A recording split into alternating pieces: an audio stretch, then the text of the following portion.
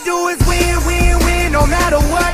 Got money on my mind, I can never get enough. And every time I step up in the building, everybody hands go up. Welcome to Fit for Duty, Fit for Life. My name is Coach JC, and I am your coach. Each week, we bring you an inspiring, winning story, an empowering, motivating, winning word so that you can be your best and win more in life.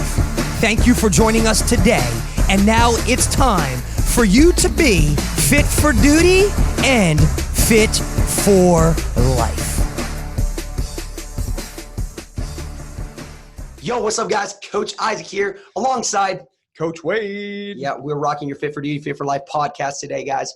Hey, we're coming at you today with a special message, not only from me as a coach, but also not only from Wade as a coach, but just from a perspective of just human beings. And we're going to talk about integrity. We're going to talk about the outer integrity, personal integrity as well. So, guys, this is rocking, and we're about to go into it. So, Coach Wade, once again, talking about integrity. We've all been through different circumstances, different situations, different paths in life. So the biggest thing, I want you to share to the fit first responder community, to the first responder community in general, is basically a little bit of your background, what you've done in the aspect of, being raised as a kid with, values, your standards, your morals that your parents had for you. But also, when you went out on your own, obviously you went out to play ball in college, football in college, and how that led into where you are right now. Right. Currently you just got hired by the TSA. So you're TSA now. You're working for Homeland Security. Yeah. So other than that, man, hey, tell us just a little bit more what you feel, not only what integrity is for you, but where you've come from and what has led you to where you are now. Well, so the origins of just kind of me and my decision-making skills and times of how do I stay accountable to myself really started as a kid with, the life lessons we get taught, when we're young. And some of the big things that were put upon me was just that, you got to do the right thing when no one's looking. That's when it counts. It's great to be like, oh, hey, you open the door for somebody when everyone was watching. But it's that moment when you see there's $200 somehow laying on the ground. Do I take it or do I turn it into somebody at a desk somewhere? That's where it really counts. Yeah. And one of the biggest bits of knowledge that was ever dropped on me as a kid is that the right thing to do is normally the hardest thing to do. 100%. Yeah. We all know the road to take. It's just sometimes we choose not to because we know it's going to be a hard road. 100%. Yeah. Yeah. So I can definitely agree with you on that. I think, in adding to that, just being taught that, the right from wrong, right. As a kid, you're born with really not knowing what it is, right? You're a blank slate. Yeah. Blank slate. And then you start, to grow and start to analyze and start to soak up things around you. And let's be real, most of the times we grow, I personally, what I've seen, especially with my daughter, who is now about to be 2 years old in a few months, just kind of her aspect of just growing and learning. But she tends to always do the wrong things and the bad things. And almost like it's an easy thing, the things that bring pleasure. So on that, just learning from her, analyzing just a human behavior, learning that right from wrong and teaching her the right from wrong. What exactly for you, what do you feel is a good strategy, as a parent or just as a first responder as well? Because we, being a former first responder, we run to problems, right? We try to solve problems, but we're also trying to, let's be real, we're trying to help others live a better lifestyle or make better choices in life. For some people it clicks, and for some people it doesn't. For some people, as a former police officer, they can become a frequent offender. Yeah. But others, they get arrested or, something happens where it's just like, all right, cool, I got to change my life. I got to make it happen. So what do you feel, man, for you personally as a child, how that helped you develop and to make the right or the wrong choices? It really just kind of laid out a roadmap for me, because we're all kind of going through life, just trying to figure out what we're trying to do. Yeah. And really it's the old saying is, we make plans and God laughs. We don't know what's going to be thrown at us. Yeah. And the only thing we can really do is we don't get to choose what happens to us. We get to choose how we respond to something. I say respond and not react, because react is a reflex. Respond is a measured thing you put together of how to problem solve and navigate a certain scenario. Dropping nuggets. Come on, man. That's good. That's good. So yeah, man, I personally agree with you 100% on that. And, you know, I think, you know, alongside integrity, there comes that word as well. And this is a word that I hold dear to my heart now, because I value it so much from a child.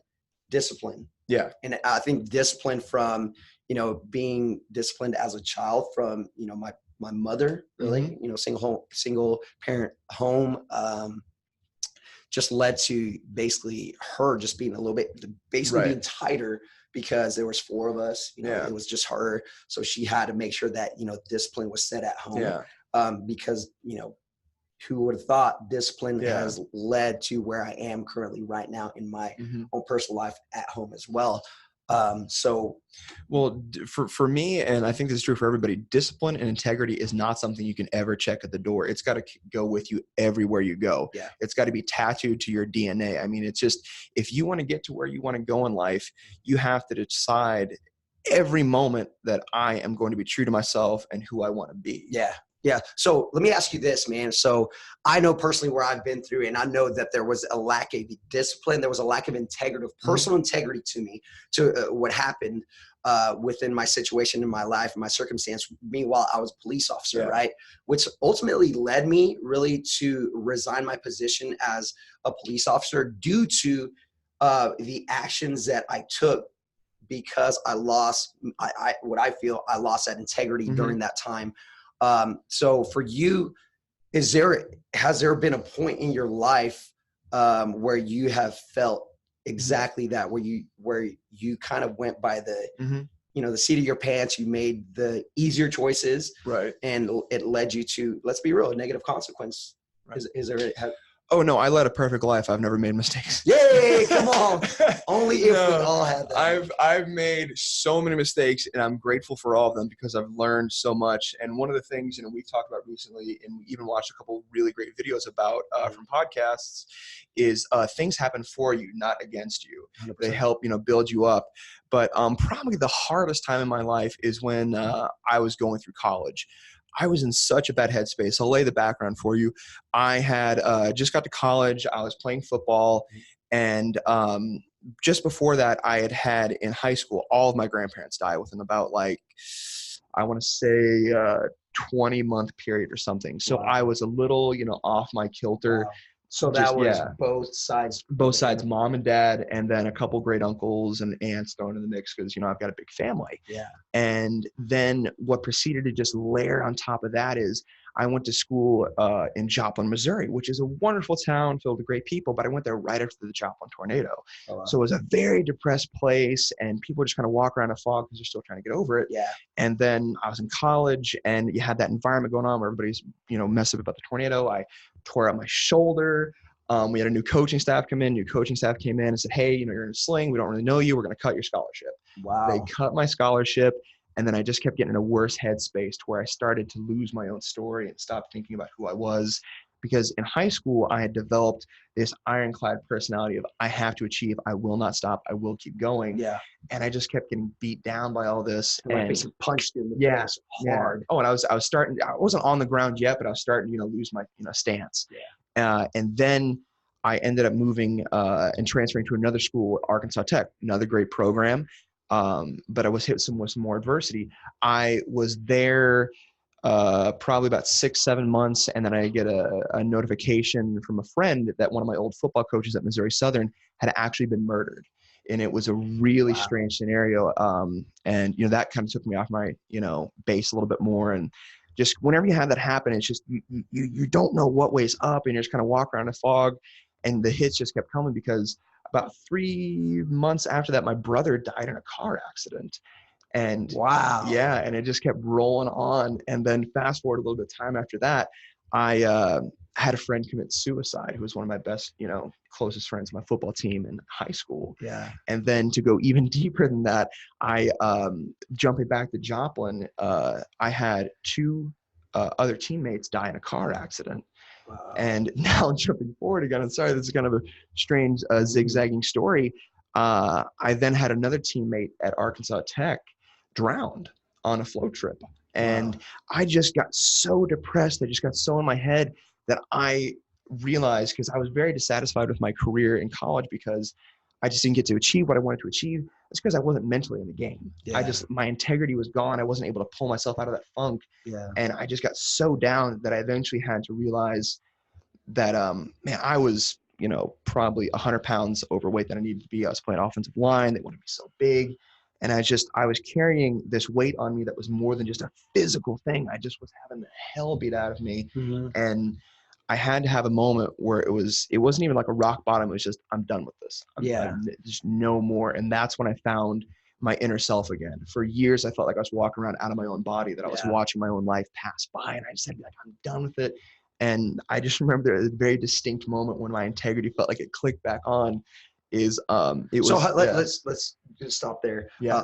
Go back to, so I felt that exact same thing after, having a personal identity, my identity I put as a police officer for a couple years like that. Well, actually for a long time, that's what I was studying for, went to college, criminal justice degree, all that. And that's what I was set out to do. Right. Yeah. But then when I made that choice to become a police officer and made the choice to have that lack of discipline, lack of integrity, personal integrity, it was in a sense, it was stripped from me, but at the same time, I blame myself for it because once again, I fell below the standard. But there was a time where that it took for me to realize that I need to get back up. Yeah. And that for me, I personally feel that was a full year and a half. Thinking back now, how long did it take you to actually recollect? Recollect. It took me a minute, just because I wasn't done with that journey. I had to, as weird as it sounds, I had to go through that. I had to have that sucky time in my life, because now I wake up every day thanking God for each day I'm given, because I know what it's like to walk around depressed. But so that's why when I get up, I appreciate all that I'm given, because I'm just going to be happy no matter what, because happiness is a choice. Success is a choice. You have to choose those every single day. Yeah. But to go back to how long it took me, it probably took me a year and a half, 2 years to get myself together, and which is where I was doing like a lot of self-discovery, a lot of exercise. Yeah. So about a full 2 years. Yeah. Especially, man, you say the loss of your brother, that right. Wow. Mm-hmm. That's, man, I honestly, I have a little brother, and I don't know how I would take that, man. How did you overcome that? Because it's your brother, right? It was full on crippling. I mean, I wouldn't leave my room for a long period of time. I remember being so depressed that all I did was sleep, because there was a point in my life where my dreams were better than my reality, to where I just couldn't get out of bed. I couldn't take care of myself. I think the longest stretch that I eventually got insomnia was about 50 hours, where I just wasn't, it's just up, where I just couldn't shut off my brain. And it was so hard to go through that. But what really brought me back was my family and my friends. I realized, start living my life for others and put my energy into them, and I'll get back what I received. I mean, that's even one of the laws of, nature and science, that for every action has an equal and opposite reaction. So I invested in others, and when you make that investment, it doesn't always come back right away, but eventually it does come back. And I started to just feel my own love again for myself and then everyone else around me. And it was just this great experience. And that's what started to bring me back, was that connection, is just not sheltering myself off, as I had to reconnect with all of my people around me. Yeah, man, that's deep. Just hearing that, just kind of, I think every first responder, every human being really can go back in their own mind and talk, and really think about that adversity that happened to them. And that certain situation, it was the loss of not only your brother, your grandparents, but also everybody else around you. So I feel like this burden of loss. And, I think, like I said, everybody can go back to it. And, me and my personal, experience, over a span of time, just thinking of, you know, wanting to be a police officer and becoming the police officer that I wanted to be. It just kind of led me into it was a discipline. It was a discipline that got me there. But then all of a sudden, you know, I started, and I'm gonna be real, man.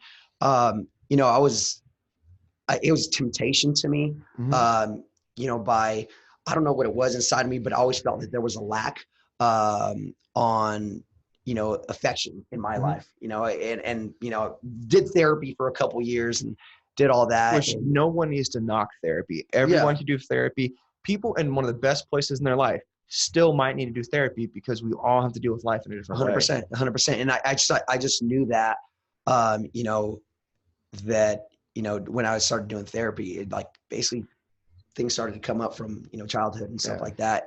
But I made a couple of decisions, you know, to, you know, hang around people that didn't need to be around, you know, kind of make decisions on the fly and say, you know what, you know, I'm the law kind of deal. You know, that was that mentality where it was just kind of like, I'm the law, and, you know, not I'm above the law, but I am it, and I can do a little bit more than your standard, you know, your regular, you know, average Joe kind of deal. So, very, very arrogant, very prideful at the time. And, you know, my biggest downfall was, you know, was women, really. You know, it's just kind of hitting on every person that I could, letting them know that I was police officer and all this stuff. And, you know, being transparent, you know, I just knew in the back of my mind, like, you know, I'm untouchable. And I think this is for, you know, for police officers, firefighters, you know, medics, anybody out there that has probably felt that at one point in life and never felt that, you know, you're one of a few, or you're a few. But that personal pride had literally led me to that downfall. The literal pride before the fall. Exactly. 100%. And, you know, and when I felt that fall, it was just kind of like wow, like what now? Right. Now, everything that I've worked for, everything that I've strived for, everything that my discipline and my integrity, my personal integrity has led me to has all been stripped away because of the actions that I took. Right. You know, I just look back at it and I'm like, man, I'm so thankful that I actually went through that. Right. I'm so thankful because I look at it now and I'm like, it's a blessing. It really is a blessing because it brought me down. It brought that humility back in my life, and it really helped me understand at the moment that, hey, it's not all about me. It's all about you and pushing yourself out there and making yourself known. It's about really helping others. It's remembering that oath that I took, hey, to serve the community, but also serve somebody else other than yourself. I think that right there really, like I said, it took me an entire year and a half to really collect myself, you know, get back up and, you know, I stopped training for a while. Meanwhile, I was a police officer. I was like, I think I was at the lowest point in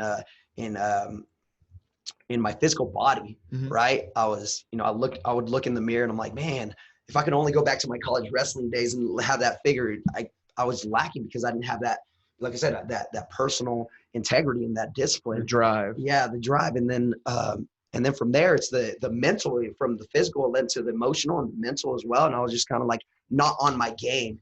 And all of a sudden, you know, not being surrounded by, you know, what you feel, what you know the standard is. And you start to, you know, drop back and saying, all right, cool, I'm going to kind of cut this corner. I'm going to do this. I'm going to do that. And nobody's going to find out, whatever. So in doing so, I mean, I just feel like self-accountability as well. 100%. And not just the self-accountability, but also it's like what you surround yourself with, you do become. That's 100% real. So being around, you know, drinking and people just partying and all this stuff, and me over here, I'm trying to, you know, do the job where I'm supposed to be above, you know, you know, those things, right? I feel, you know, I'm not saying drinking, partying and all that stuff's wrong, but just knowing that having more of a higher calling and more responsibility in my life, have to step into that. It's having the realization that your time is more valuable 100%. And spent doing other things that are more constructive. Exactly. So it's realizing your inner purpose, that you have a designated amount of time on this earth and you got stuff to do and stuff to achieve. Yeah, exactly. So after that, man, like I said, I was for an entire year, you know, I felt like I lost it all. You know, for a couple months there, I was just looking for a job, you know, just to pay the bills. 'Cause, I had debtors coming after me from, credit cards, student loans, and all this stuff. So I was like, man, I just got to get a part-time job. But it was just like you were talking about, that fog where you're just so depressed, down and out. Like all you want to do is sleep and just get the very bare minimum done throughout your day, and just go back to bed and just wait for the next day to come, kind of deal. I used to tell myself that I had done my job if I could just get back to my bed. Yeah. That's real. That's real. Yeah. So, in doing so, man, then little by little, it's like my mind started to shift. It's like, man, I started talking to my relationships that I knew needed to be there. I started feeling like, I need an outlet. I need an outlet, like somehow, like not only an outlet physically, because I've always been that, I've always worked out, whatever, but emotionally, I think it was that I needed. Mentally, it was that outlet, because I was so stuck in my own mind, in my own feelings, that it was not getting me out of anything, anywhere.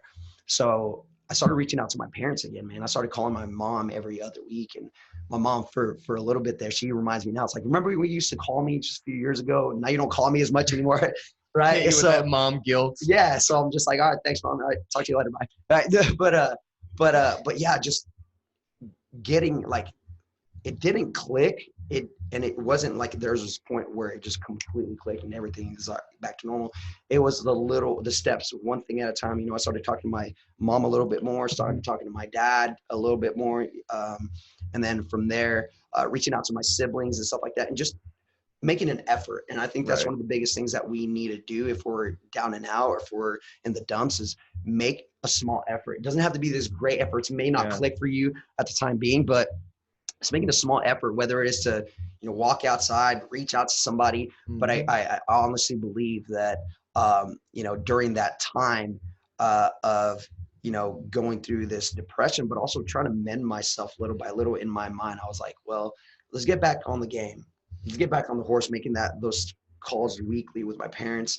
And then all of a sudden from there, it led to, all right, cool. I'm going to go for a run. I'm going to go for a jog. Then I started jogging. And then from the jog, it was like, all right, cool. Now let's start working out, because I feel more endorphins are kicking up. Energy's, getting a little bit better, but still in the back of my mind, I was like, man, I'm not what I wanted to be. Right. I'm not where I want to be. Kind of at this point, instead of feeling depressed, my emotions started to shift to be more upset with myself, a little bit more constructive. Yeah. So in doing that, man, like I said, it took me a full year, close to 2 years to really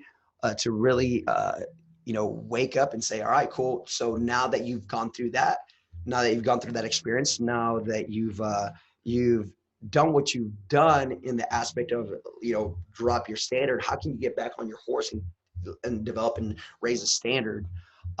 So in that sense, I started doing the little things. Once again, I started reading again. I started getting, I'm be real, man. I used to read the Bible back in high school, as weird as that sounds, small little snippets, small little verses that I used to read. Things that ground you. Yeah, straight up, because that was that discipline instilled by my parents in me. So, hey, you're going to church every Sunday. I stopped going to church for me while I was on my own after high school, leading into college. And then all of a sudden I started, once again, when I was going through that state of depression and, trying to get back on my feet, I had started attending church every other Sunday. It wasn't like, it wasn't like every Sunday, like, oh yeah, I'm going to be back. No, it was just like every other Sunday. And I was just kind of like, my mind started to shift and started to hear different things other than that broken record in the back of my mind that you failed, you messed up.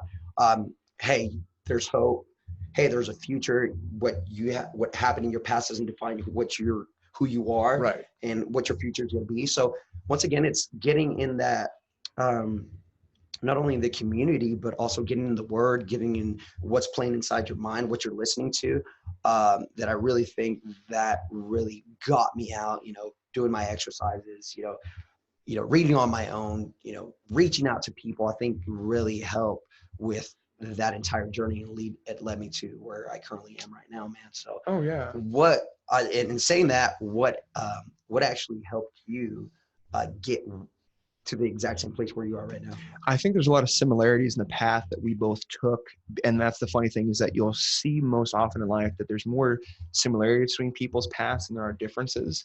It's just, I think people are so stuck in a path with their blinders on, they can't recognize that there's somebody right next to them who's going through the same thing that they Yeah. can help each other through. So, But just like we were saying about making those small achievements, those small goals, I had to realize I had to play the long game. mhm. And even if it was, hey, after I get out of class, I'm going to go to the gym. I'm going to listen to a book when I'm on elliptical for half an hour. Yeah. Just doing something. Or today, I'm going to drink more water than I did yesterday. Yeah. Because one of the things that I just truly embrace, as I love this quote, is we overestimate what we can do in a year, but underestimate what we can do in decades. Wow. Time is our, yeah. Dude, you're full of knowledge, bro. I'm trying, man. But it's just, we have to realize that time is our ultimate friend. Yeah. And it's how we invest that time is what we see, how we sow. So what we reap is what we sow. Yeah. And really at the end of the day, when you ask somebody, what's your most valuable thing you possess? Mhm. Somebody might say my house, my car, or some of the nice thing they've purchased. Yeah. No, it's not. It's your time, because Yeah. that's the one thing that So you have. let me stop you there. Also, just like you said, my house. What are some things you value the most? I knew some, I'm gonna be real. I knew some first responders that were like, my job, Mhm. my career, like that was my identity, and I had the exact same thing. Right. For a while there was just like, my identity is a police officer. My identity is firefighter. My identity is a first responder. Soldier, whatever. But the reality of it is, to strip all that away. What is Because your identity is the framework of your life. I mean, Exactly. that's how you frame the portrait of your life. Mhm. Is here's this box that I live within, and Yeah. once you strip away that frame, you feel lost. Yeah. And but that's kind of what rebuilding yourself is you're reconstructing that frame of who you are. Sometimes that means broadening those borders and reincorporating things from your past or making new things happen. But it's just really about taking advantage of that time, though, because it is such a valuable commodity. Because at the end of the day, people talk about how much they get paid or how much they make a year. Well, you're getting paid because they're saying this is how much your time is worth. And when someone starts making more money a year, that's because they said, oh, well, we see you have invested so much more in yourself to better yourself in these various categories. So Mhm. your time is now more valuable. Mhm. And that's what it is. It's your time is that valuable. But then the next most valuable thing in your life is the relationships in which you've invested said time. And you have to realize that sometimes we invest time in relationships that aren't that healthy for us, that bring us down. And other 100%, times there are relationships that we invest in that feed our soul itself, where it's just maybe with your pastor or with a loved one, a significant other, something like with that. your that brings you gym up. buddy, man. Yeah, That's well, why, yeah, exactly, that's why yeah. first, FFR was created. When I first heard JC's vision, when he basically took all Tulsa Police SWAT, to create the program. That's how it Right. first started. It was just basically a on-ramp program where it was just kind of like, hey, let's start with first responders. And because, he would see a lot of brokenness. Right. He would see exactly what I went through. And when I shared my story, he's like, I've heard that from every other officer. Right. But at the same time, when Fit First Responder was created, it thrived off of community. Right. That's the real reason why Fit First Responders has been such a successful program. Why it's gotten so many people off of out of depression. Why it's gotten so many people off, medications, prescription medication, whether it is high blood pressure, heart pills, whatever it is, like diabetes as well. You know that, man. We see this all the time. But it's just that. It's that community, what you surround yourself with. So guys, if you're here, if you're listening, make sure you're around that community. If you don't have that community, reach out to us. Reach out to us. This is why this was created. That's why we're here. Yeah. So that's what we do, who we are as coaches. But other than that, Coach Wade, what would you say? Obviously you knew that how you basically got your feet back under you. Right. And we're actually going to share a few pictures of what you came, in here. Right. When you first, obviously you first started here a while back. A hot minute ago. Yeah. Back when I was here in high school, that's when I started almost 10 years ago. 2011, Yeah. and now it's 2019. So Hot minute. yeah.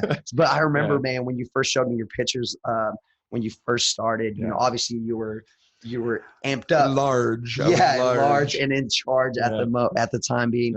And then what was that shift, man? What was that shift that now you look like everybody calls you Thor, but whatever, I'm kind of jealous, but no, I'm just joking.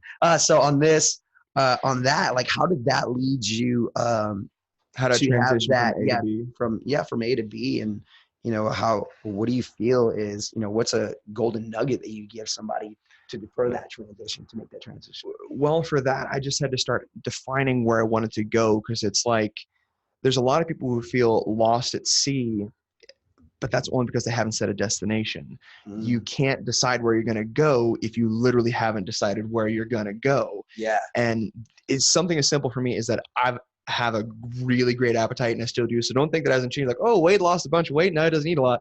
No, I eat even more. Yeah. It's terrible. And cheat meals are epic, but that's a story for another time. Come on, man. But just something as simple as like, hey, Friday night, pizza night with the family, I'd go to reach for a piece of pizza, and my hand would stop, and I would think, do I want this more than I want my own success? And I'm like, there is nothing in your life that you're going to want more than your own success. Yeah. So put that drink down, whatever it is, put whatever you're reaching for. Down. Yeah, that pizza down. Arnold, put the cookie down. Yeah. But for real though, like, ask yourself in those moments, is this action I'm taking right now worth my success? Yeah. Yeah. So it's that, what you're saying is basically there's that outer, right? And there's that outer integrity, and there's that inner integrity, right? And I think the outer integrity, we always try to, let's be real, we do this a lot. When somebody asks us to go do something for them, to do a favor for them, you were like, hey, 100% yes. What time do you need me there? Let's make it happen, make it work then.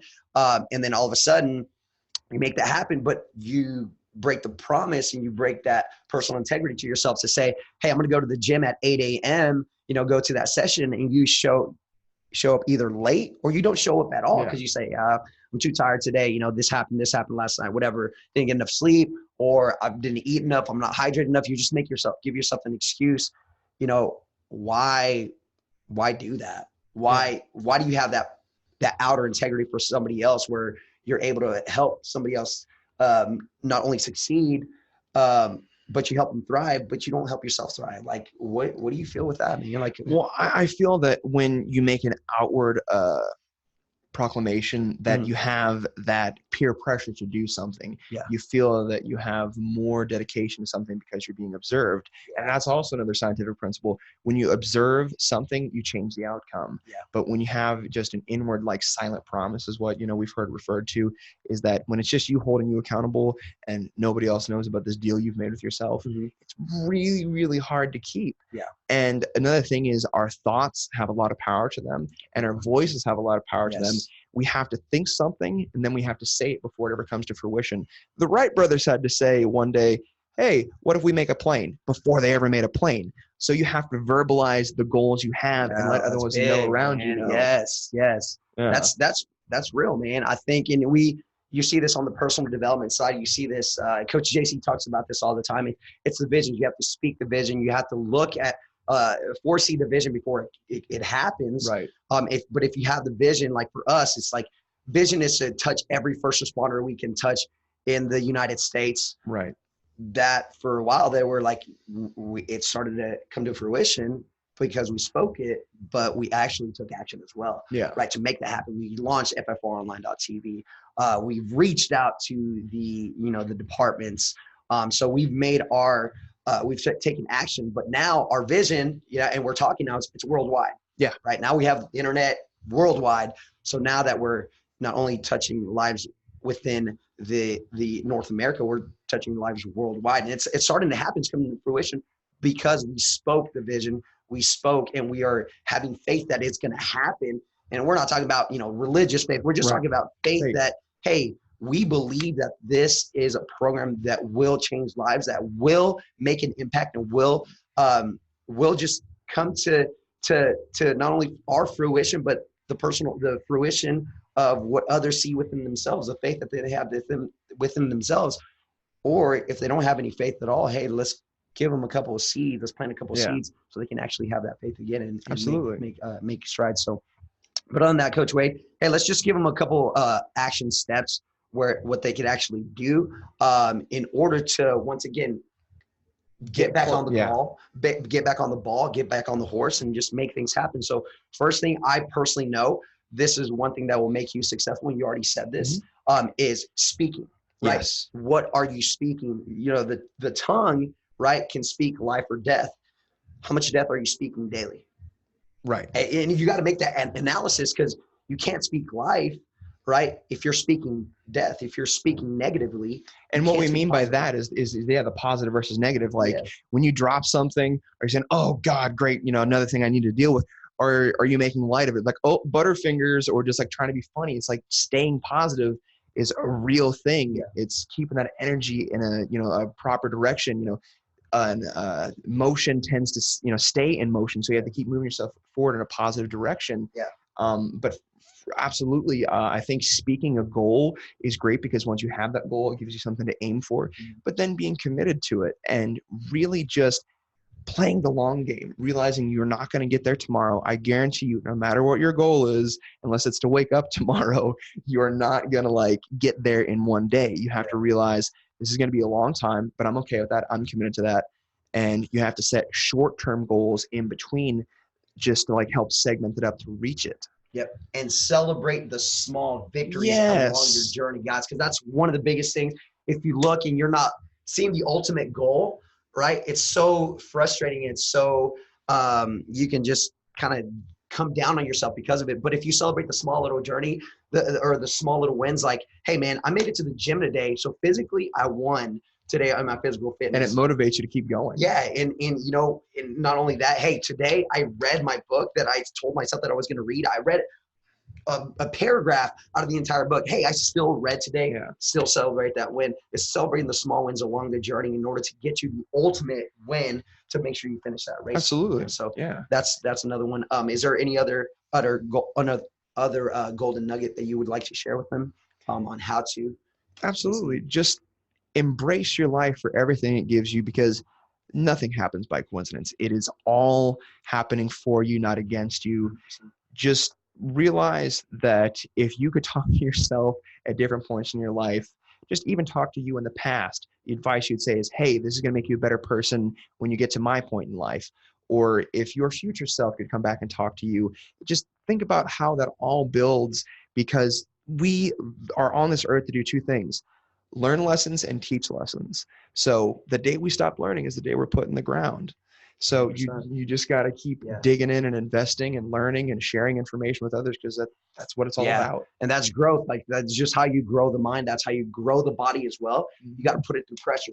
You got to, just like, I hear this all the time. You can't have a diamond without coal being pressurized, being under pressure, right? And learning too, it's such a broad spectrum. People's like, oh yeah, picks up heavy and then I get stronger. It's your body learning how to acclimate to stress. 100%. That's really what it is. It's your body's always learning. So I don't just mean like, oh, I read a book and I got smarter. No, your body acclimates to its environment. So the more help you give yourself, the more you let your body learn, your mind learn, your spirit learn, the better you become, because you become a more well-rounded whole person. Yeah, 100%. Well, we won't take any more of your time. I know your time is valuable and worth it weight. So this is what we're going to do, guys. We're just going to, like I said, we're just going to give you a couple of things that you can actually do in order to take action. Once again, we're just looking for one step, just one thing that you can take action on daily. First things first, you got to write it down. You got to speak it. You got to know exactly where you want to go. You have to have that ultimate finish line, but also not only from the finish line, you got to create the small little wins, the small little goals. So there has to be a blueprint before you get to that finish line. Right. So we ask you, what is your blueprint? What is the community that you're surrounding yourself with? Who are the people that you're around? What are the things that you're putting inside your body? Nutrition? Are you hydrating? Right. What are the things that you're doing to make your body better? To relieve the stress. Are you getting your physical activity in? Are you training daily? Right. Also, all those things, all correlate all in one. That's how the human body is made. Right. That's how the emotional is made. That's how even your financial as well. Your financial goals, guys. If you want to get to your financial goals, you've got to have that blueprint first before you get there, before you get to that destination. But the key is, guys, is making sure that you know exactly where you're going. Yeah, it's basically the who, what, when, where, why, right? So making that happen, but also checking, you're right. You have Fit First Responders, ffronline.tv. Yeah, that's a resource. Yeah. You have the private Facebook page, right? Fit for Duty, Fit for Life, right? Where you have a community where we're all coming together. First responders are coming together and sharing their testimony, sharing what they're going through. And once again, we're celebrating those small victories that you guys are going through. So make sure you plug yourself into that community. Is there anything else, Coach Wade, where you can actually help these guys out? Resources? Absolutely. Something that really helped me is that a lot of times our goals just fall back into the back part of our mind. It literally gets put in the back burner. Is get some Sharpies and go to your bathroom mirror and start writing out your goals on your mirror. So every time you look in the mirror, you see them in front of you, and you can physically write more or erase them, tack them off, but you see them every time you see yourself. So become goal-oriented just by your own image. Yes, 100%. Well, that is it for the Fit for Duty, Fit for Life podcast alongside with Coach Wade. I'm Coach Isaac, guys. We'll catch you on the next one. But once again, guys, if you haven't followed us on social media, go over to YouTube. We have Fit First Responders. We also have it on Facebook. We basically have it on all every platforms, social media platform, guys. Also, if you haven't been over to Fit for Duty, ffronline.tv, make sure you guys go there, check out the resources we have, get a free trial to make it happen for yourself. But also, once again, it's a daily thing. You got to make sure that you take action daily. It's the small wins. It's the small steps that ultimately going to lead you to the ultimate goal. So other than that, guys, we appreciate you guys tuning in, and we'll catch you guys on the next one. Thank you for joining us today. And thank you for doing your part to be fit for duty and fit for life.